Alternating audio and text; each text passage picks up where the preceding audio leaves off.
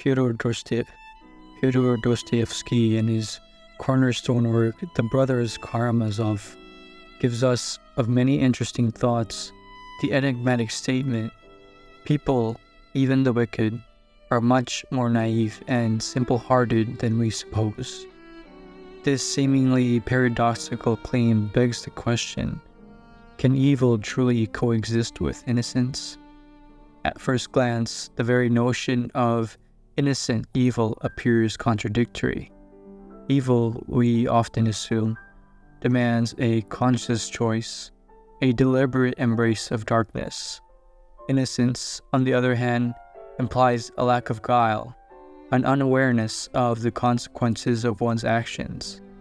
Yet, Dostoevsky's observation suggests a more nuanced reality, one where the line between innocence and evil becomes blurred.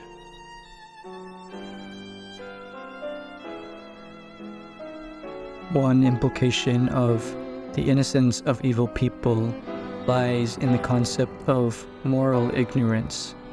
Imagine a child raised in a violent environment, exposed to brutality as a norm. This child, lacking a framework of morality beyond what they've witnessed, might commit acts of violence with a simplistic understanding, perhaps even a sense of playfulness, unaware of the true gravity of their actions. Their innocence, in this case, lies not in their actions themselves, but in their lack of comprehension of the harm they inflict. History provides numerous examples of this phenomenon, from child soldiers to individuals indoctrinated into extremist ideologies.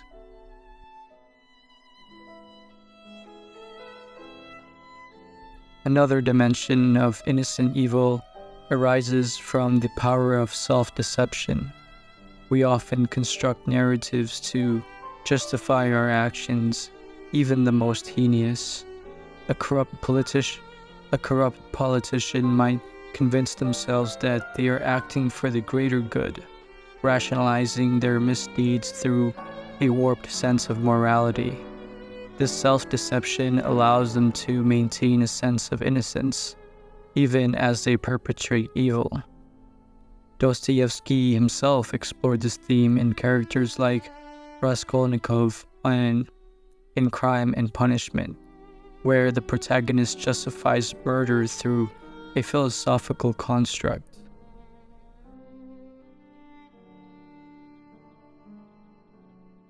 Furthermore, the innocence of evil people can stem from a profound sense of hurt or loss.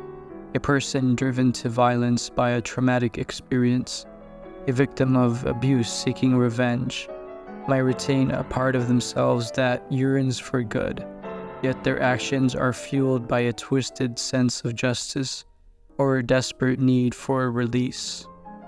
This inherent conflict between yearning for good and being consumed by darkness paints a complex picture of an innocent perpetrator. The concept of innocent evil is not meant to excuse or minimize the consequences of malicious acts. However, it compels us to look beyond simplistic notions of good and evil. It forces us to acknowledge the complex tapestry of human experience that can lead individuals down a dark path.